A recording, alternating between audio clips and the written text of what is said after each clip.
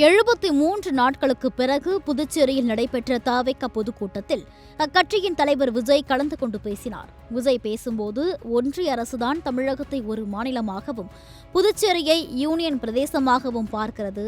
ஆனால் நாம் வேறு கிடையாது.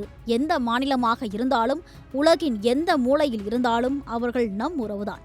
தமிழக மக்களைப் போலவே புதுச்சேரி மக்களும் கடந்த 30 ஆண்டுகளாக என்னை தாங்கி பிடித்துக் கொண்டிருக்கிறார்கள்.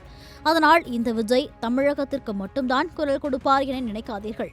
புதுச்சேரி மக்களுக்கும் சேர்த்து குரல் கொடுப்பேன். அது எனது கடமையும் கூட. தமிழ்நாட்டை ஒதுக்குவது போல் புதுச்சேரியையும் ஒன்றிய அரசு ஒதுக்கக்கூடாது. இந்திய அளவில் ரேஷன் கடைகளே இல்லாத இடம் புதுச்சேரிதான். புதுச்சேரி மக்களுக்கு ஒன்று மட்டும் சொல்லிக் கொள்கிறேன், திமுகவை நம்பாதீர்கள். அவர்கள் நம்ப வைத்து ஏமாற்றி விடுவார்கள். வரவிருக்கும் புதுச்சேரி தேர்தல் களத்தில் தவிக கொடி பட்டொளி வீசி பறக்கும், வெற்றி நிச்சயம் என்றார். ஆனால் அவர் பேசியது போல புதுச்சேரியில் ரேஷன் கடைகள் இல்லாமல் இல்லை. கடந்த 2024ஆம் ஆண்டே அங்கு ரேஷன் கடைகள் மீண்டும் திறக்கப்பட்டு பொதுமக்களுக்கு அரிசி, சர்க்கரை விநியோகம் செய்யப்பட்டு வருகிறது. இது தெரியாமல் விஜய் பேசியதால் சமூக வலைதளங்களில் அவருக்கு எதிராக கடுமையான விமர்சனங்கள் முன்வைக்கப்பட்டு வருகின்றன.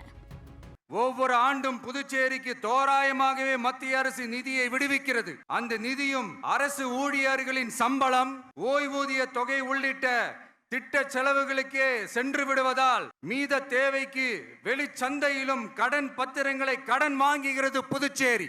இந்த நிலைமை மாறணும்னா ஒரே வழி, மாநில அந்தஸ்து நம்ம புதுச்சேரி மக்களோட பல்லாண்டு கால கோரிக்கை. புதுச்சேரிக்கு போதுமான நிதி வரத்து இல்லாததுனால வெளியே கடன் வாங்க வேண்டியதா இருக்கு. புதுச்சேரியோட கடனை குறைச்சு தற்சார்பு பொருளாதாரத்தை வளர்த்தெடுக்க திட்டங்கள் வகுக்கப்பட வேண்டும். மாநில அந்தஸ்து வாங்கினா மட்டும் போதாது இல்லையா, தொழில் வளர்ச்சியும் தேவையாச்சே.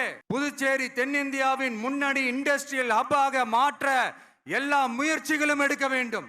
இந்திய அளவில் ரேஷன் கடைகளே இல்லாத மாநிலம் புதுச்சேரி தான். ஏழை எளிய மக்களுக்கு வாழ்வாதாரமே ரேஷன் கடைகள் தான். மற்ற மாநிலங்கள்ல இருக்கிற மாதிரி இங்கேயும் அரிசி, சர்க்கரை, பருப்பு, கோதுமை, எண்ணெய்னு அனைத்து பொருட்களும் வழங்கும் முறை சீராக்கப்பட வேண்டும்.